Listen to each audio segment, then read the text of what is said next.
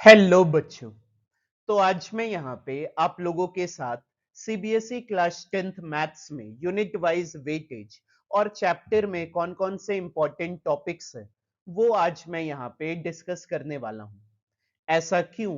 क्योंकि आप लोगों को पता ही है कि सीबीएसई क्लास 10th की एग्जाम जो है वो बहुत ही जल्द शुरू होने वाली है और जो पहला एग्जाम है बच्चों वो मैथमेटिक्स का ही है और मैथ्स का पेपर यहाँ पे शेड्यूल है 17th ऑफ फरवरी को। तो यहाँ पे आज मैं आप लोगों के साथ में जो भी डिस्कस करूंगा चैप्टर के इंपॉर्टेंट टॉपिक्स, तो अगर आप उन सभी टॉपिक्स को अच्छे तरीके से करके जाते हो एग्जाम में तो आपको यहाँ पे मैं गारंटी देता हूं कि 60 प्लस मार्क्स लाने से कोई आपको रोक नहीं सकता है।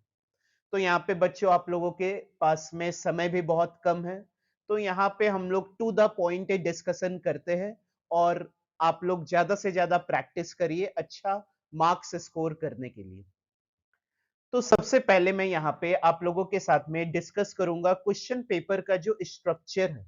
जो आप थ्योरी पेपर जाओगे देने के लिए तो आपको थ्योरी पेपर में 80 मार्क्स के क्वेश्चंस मिलेंगे और वो क्वेश्चंस किस तरह से डिस्ट्रीब्यूटेड रहते हैं बच्चों, वो आप लोगों को पहले से पता होगा ही, क्योंकि आप लोग अब तक तो सैंपल पेपर सॉल्व करना स्टार्ट भी कर दिए होंगे। लेकिन फिर भी मैं यहाँ पे आप लोगों को एक बार ओवरव्यू दे देता हूं कि पेपर जो यहाँ पे है बच्चों वो 5 सेक्शंस में डिवाइडेड होगा, सेक्शंस ए टू ई। और टोटल नंबर ऑफ क्वेश्चंस जो होंगे बच्चों वो 38 क्वेश्चंस होंगे and you will have 3 hours to tackle those questions. तो यहाँ पे कौन कौन से सेक्शन होते हैं और कितने क्वेश्चंस होते हैं, तो सबसे पहला आता है सेक्शन ए। सेक्शन ए में बच्चों आपको यहाँ पे टोटल क्वेश्चंस जो मिलेंगे वो मिलेंगे 20 और हर एक क्वेश्चन जो होगा वो 1 मार्क्स का होगा, मतलब 20 मार्क्स आपके एमसीक्यू क्वेश्चंस रहेंगे। 20 क्वेश्चंस को अगर देखें तो 18 तो आपके प्रॉपर एमसीक्यूज क्वेश्चन रहेंगे और 2 क्वेश्चन जो एमसीक्यू बेस्ड रहता है वो असर्शन रीजन वाला क्वेश्चन रहता है बच्चों। उसके बाद आते हैं सेक्शन बी में, तो सेक्शन बी में आपको very short answer type questions देखने को मिलते हैं।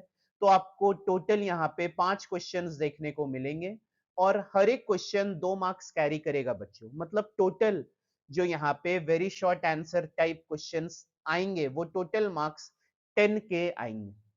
उसके बाद में आते हैं सेक्शन सी। सेक्शन सी में शॉर्ट आंसर टाइप क्वेश्चंस आपको देखने को मिलेंगे, तो आपको टोटल 6 शॉर्ट आंसर्स क्वेश्चंस करने हैं और यहाँ पे जो पर हेड क्वेश्चन में मार्क्स रहेगा वो आपको 3 मार्क्स से डिस्ट्रीब्यूटेड रहेगा, मतलब 18 मार्क्स के आपके शॉर्ट आंसर टाइप क्वेश्चंस देखने को मिलेंगे। फिर आते हैं लॉन्ग आंसर टाइप क्वेश्चंस में विच इज सेक्शन डी। तो लॉन्ग आंसर टाइप क्वेश्चन आपको 4 क्वेश्चन से रहेंगे टोटल और हर एक क्वेश्चन 5 मार्क्स कैरी करेगा, मतलब टोटल जो लॉन्ग आंसर टाइप क्वेश्चंस आएंगे वो 20 मार्क्स के आएंगे। और लास्ट में आपका बच्चों यहाँ पे रहता है section E which is case based. तो टोटल आपको 3 केस बेस्ड क्वेश्चंस देखने को मिलते हैं और हर एक क्वेश्चन जो यहाँ पे मार्क्स कैरी करेगा वो 4 मार्क्स कैरी करेगा, मतलब टोटल मार्क्स आपको यहाँ पे सेक्शन ई में देखने को मिलेंगे 12 मार्क्स। और अगर आप इन सबको ऐड करते हैं तो यहाँ पे टोटल 80 मार्क्स का पेपर आप लोगों को मिलेगा सॉल्व करने के लिए और आप लोगों के पास सिर्फ 3 घंटे रहेंगे ये पेपर को सॉल्व करने के लिए। तो क्वेश्चन पेपर स्ट्रक्चर यहाँ पे बहुत सारे बच्चों को ऑलरेडी पता होगा, वो लोग सैंपल पेपर भी सॉल्व किए ही होंगे। नहीं किए हो तो बच्चों आप लोग स्टार्ट कर दो सैंपल पेपर को सॉल्व करना, प्रीवियस ईयर सैंपल पेपर्स को सॉल्व करो, प्रीवियस ईयर क्वेश्चंस को सॉल्व करो, तो that will be beneficial for your upcoming exam which is scheduled in February month. तो आगे चलते हैं बच्चों। आगे यहां पर हम लोग अब यूनिट वाइज और चैप्टर में कौन कौन से टॉपिक आपको एकदम अच्छे तरीके से पढ़कर जाने हैं वो हम लोग यहाँ पे डिस्कस करते हैं। तो सबसे पहला यहाँ पे जो यूनिट आता है बच्चों वो आता है नंबर सिस्टम। पहला यूनिट है नंबर सिस्टम और नंबर सिस्टम यहाँ पे मार्क्स जो कैरी करेगा वो 6 मार्क्स कैरी करेगा। तो नंबर सिस्टम में एक ही चैप्टर आता है बच्चों, वो है रियल नंबर। तो रियल नंबर में ये 3 टॉपिक है। ये तीनों टॉपिक को अगर आप अच्छे तरीके से पढ़कर जाते हो, तो यहाँ पे आप रियल नंबर में आने वाले सभी क्वेश्चंस को अच्छे तरीके से सॉल्व कर दोगे। कौन-कौन से टॉपिक है यहाँ पे? फंडामेंटल थ्योरम ऑफ अरिथमेटिक है, मतलब यहाँ पे प्रैक्टिकल एप्लीकेशन आपको सॉल्व करते आना चाहिए एचसीएफ एलसीएम में। दूसरा यहां देखें तो इरेशनलिटी प्रूफ, सीबीएसई का एकदम फेमस क्वेश्चन है। हर साल इरेशनलिटी प्रूफ से क्वेश्चन आते ही आते हैं बच्चों, जैसे प्रूव करो रूट टू तुम्हारा इरेशनल नंबर कैसे है, रूट थ्री मेरा इरेशनल नंबर कैसे है, रूट फाइव मेरा इरेशनल नंबर कैसे है। तो ये सारा क्वेश्चन को एकदम आपको करके ही जाना है। ये सारा क्वेश्चन को छोड़ना मत बच्चों। लास्ट में है लॉजिक प्रॉब्लम, क्या कि आपको एक्सप्लेन करने दे दिया जाएगा क्या कि ये कंपोजिट नंबर क्यों है। तो नंबर सिस्टम में आपको ये 3 टॉपिक्स मेजर रूप में तैयार करने हैं अगर आपको यहाँ पे 6 मार्क्स चाहिए। आगे बढ़ते बच्चों, यहाँ पे आते हैं यूनिट 2 में, विच इज अलजेब्रा। तो अलजेब्रा में टोटल 20 मार्क्स के क्वेश्चंस पूछे जाते हैं और अलजेब्रा में ये 4 टॉपिक्स कवर होते हैं: polynomial, linear equations, quadratic equations और अरिथमेटिक प्रोग्रेशन। तो पॉलिनोमियल्स में सबसे फेमस क्वेश्चन और सबसे इंपॉर्टेंट टॉपिक जो है वो है zeros of quadratic polynomial. Quadratic polynomial का जीरोस फाइंड आउट करिए और वेरीफाई करिए रिलेशनशिप को between zeros and the coefficient. आप यहाँ पे अगर प्रीवियस ईयर क्वेश्चन सॉल्व कर रहे होंगे तो आपको हर एक क्वेश्चन हर एक ईयर में ऐसा क्वेश्चन आपको यहाँ पे देखने को मिला होगा। नेक्स्ट यहाँ पे जो चैप्टर है वो है लीनियर इक्वेशन। लीनियर इक्वेशन को सॉल्व करना आप लोगों को आना चाहिए। 2 मेथड है, सब्स्टिट्यूशन, एलिमिनेशन। ग्राफ बनाना आना चाहिए और यहाँ पे जो रेशियो कंपेयर करके हम लोग बताते हैं कि यूनिक सॉल्यूशन मिलेगा, इनफाइनाइट मिलेगा और नो सॉल्यूशन मिलेगा। तो यहाँ पे लीनियर इक्वेशन ये चैप्टर में ये सब सभी चीजों को आप लोग तैयार करके जाइएगा एग्जाम में। फिर आते हैं क्वाड्रेटिक इक्वेशन। तो क्वाड्रेटिक इक्वेशन में फैक्टराइजेशन मेथड और क्वाड्रेटिक फॉर्मूला, जो श्रीधराचार्य फॉर्मूला भी हम लोग कहते हैं। वर्ड प्रॉब्लम आप लोग करके जाइएगा स्पीड, वर्क, एरिया से रिलेटेड। आप यहाँ पे प्रीवियस ईयर क्वेश्चन सॉल्व करेंगे तो आपको यहाँ पे अधिकतर क्वेश्चंस क्वाड्रेटिक इक्वेशन में जो वर्ड प्रॉब्लम पूछे जाते हैं तो आपको अधिकतर क्वेश्चन स्पीड, वर्क और एरिया से ही रिलेटेड मिलते होंगे। आगे चले तो आगे हम लोगों का चैप्टर है अरिथमेटिक प्रोग्रेशन। तो अरिथमेटिक प्रोग्रेशन में आपको 2 ही टॉपिक पढ़ना है, एक जनरल टर्म और एक आपका सम ऑफ एन टर्म्स। 2 ही फॉर्मूला है पूरे चैप्टर में, तो यहाँ पे दोनों फॉर्मूला अच्छे तरीके से पढ़िएगा बच्चों। बेसिक सवाल भी अच्छे से यहाँ पे लगाइएगा और यहाँ पे रियल लाइफ सिनेरियोस पे क्वेश्चंस जरूर बनाकर आप लोग जाइएगा एग्जाम में। तो यहाँ पे दूसरा यूनिट जो अलजेब्रा का था, तो यहाँ पे अलजेब्रा में आपको ये सारे टॉपिक्स अच्छे तरीके से कवर करने हैं। आगे चलते हैं तो आगे मेरा है यूनिट 3 जो कि कोऑर्डिनेट ज्योमेट्री है। कोऑर्डिनेट ज्योमेट्री में यहाँ पे आपको 6 मार्क्स का क्वेश्चंस देखने को मिलेगा। कोऑर्डिनेट ज्योमेट्री भी बहुत आसान चैप्टर है बच्चों, सिर्फ डिस्टेंस फॉर्मूला और सेक्शन फॉर्मूला, 2 फॉर्मूला में पूरा चैप्टर खत्म हो जाता है बच्चों। यहाँ पे अगर देखें तो डिस्टेंस फॉर्मूला, 2 पॉइंट के बीच में डिस्टेंस निकालना, प्रूव करो इक्विलेटरल ट्रायंगल है या आइसोसेलेस ट्रायंगल, पॉइंट्स कोलिनियर है या नहीं है। अभी ज्यादातर क्वेश्चंस कोलिनियरिटी पे ही पूछे जा रहे हैं बच्चों। तो यहाँ पे डिस्टेंस फॉर्मूला से रिलेटेड आपको ये सारे क्वेश्चंस करने हैं। सेक्शन फॉर्मूला में यहाँ पे आपको लाइन सेगमेंट का इंटरनल डिवीजन कि पूरा का पूरा लाइन सेगमेंट 3 पार्ट में बट चुका है, 4 इक्वल पार्ट में बट चुका है। फिर मिड पॉइंट क्या है, सेंटरॉइड पे क्वेश्चंस पूछे जाते हैं, तो सेंटरॉइड टॉपिक आप लोग यहाँ पे अच्छे तरीके से तैयार कर लीजिएगा। यहाँ पे सेंटरॉइड का आप लोगों को ज्ञान पहले से होगा ही। सेंटरॉइड यहाँ पे होता है इंटरसेक्शन पॉइंट मीडियंस का। अब मीडियन क्या होता है? मीडियन एक ऐसा लाइन सेगमेंट है जो ट्रायंगल के वर्टेक्स के ऊपर से गिराते हैं, सामने वाले साइड पे वो 2 इक्वल पार्ट कर देता है। तो ऐसे ही ट्राइंगल के 3 वर्टेक्स है, तीनों वर्टेक्स से एक एक लाइन पास होगा और जो इंटरसेक्शन पॉइंट आएगा उसी को हम लोग बोलते हैं यहाँ पे सेंटरॉइड बच्चों। तो यूनिट 3 कोऑर्डिनेट ज्योमेट्री बहुत ही छोटा चैप्टर है, अच्छा चैप्टर है, तो इसको आप लोग अच्छे से तैयार करके जाइएगा। यूनिट 4 में आते हैं, तो यूनिट 4 ज्योमेट्री। ज्योमेट्री में बच्चों आपको बहुत प्रैक्टिस करने की जरूरत है। ज्योमेट्री में 2 टॉपिक आते हैं, ट्राइंगल और सर्कल, और ये 15 मार्क्स कवर करते हैं। बहुत सारे बच्चों को यहाँ पे ज्योमेट्री से डर लगता है। आपको डरने का जरूरत नहीं है बच्चों, मैं यहाँ पे जो टॉपिक बता रहा हूं, आप यही सारे टॉपिक को अच्छे से करके जाइएगा, तो आपको यहाँ पे आई गारंटी क्या कि जो भी क्वेश्चन आएगा ज्योमेट्री से रिलेटेड, वो आप अच्छे से सॉल्व करेंगे। तो यहाँ पे ट्राइंगल्स और सर्कल्स ज्योमेट्री के अंदर आते हैं। ट्राइंगल्स में अगर देखें तो सबसे पहला है आपका बेसिक प्रोपोर्शनैलिटी थ्योरम, जिसको हम लोग थेल्स थ्योरम भी बोलते हैं। तो इसका स्टेटमेंट अच्छे से पढ़िएगा, प्रूफ अच्छे से पढ़िएगा और इसका कन्वर्स अच्छे से देख लीजिएगा। सिमिलैरिटी की बात करें ट्राइंगल का, तो angle angle similarity, side angle side similarity, side side side similarity, जो कॉम्प्लेक्स फिगर्स है वो सारा अच्छे से आप तैयार करके जाइएगा। एनसीईआरटी में जो भी क्वेश्चंस दिए गए हैं, एक्सरसाइज और एग्जाम्पल, वो सभी को अच्छे तरीके से तैयार करके आप लोग जाइएगा एग्जाम में। आते हैं सर्कल्स में, तो सर्कल में थ्योरम है, 2 थ्योरम है आपका, टेंजेंट परपेंडिकुलर टू रेडियस, और दूसरा थ्योरम है क्या कि एक्सटर्नल पॉइंट से टेंजेंट बनाते हैं अगर सर्कल के ऊपर, तो यहाँ पे लेंथ इक्वल होता है।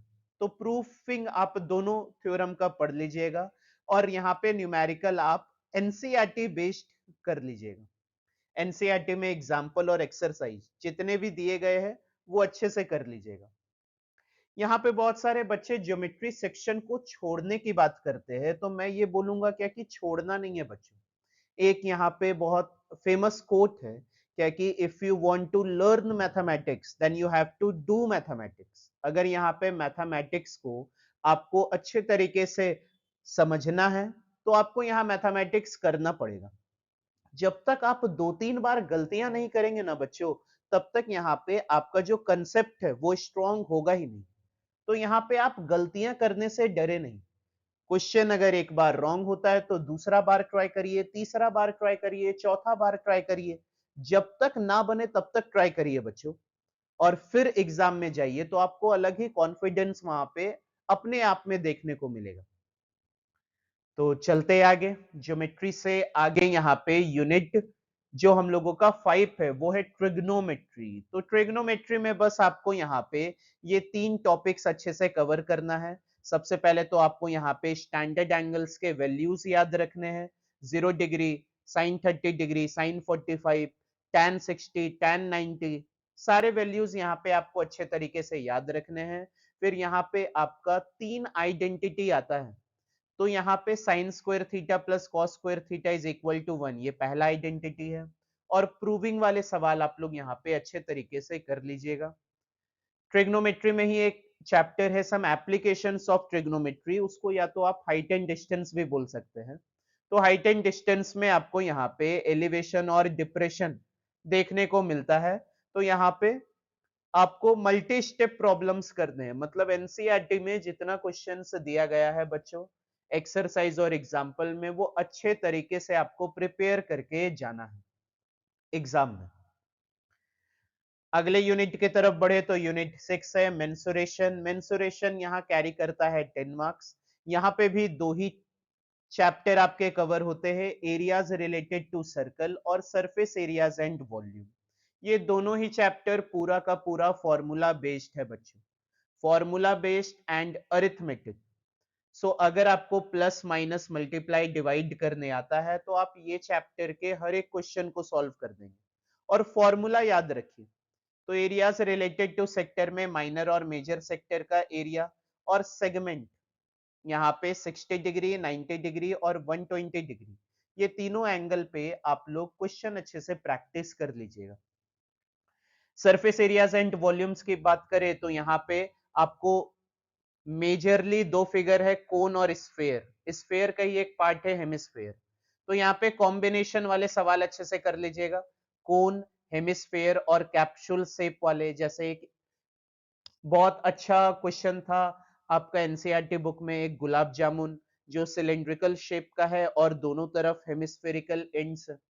तो ऐसा ऐसा सवाल आप लोग यहाँ पे अच्छे तरीके से तैयार करके जाइएगा एग्जाम में।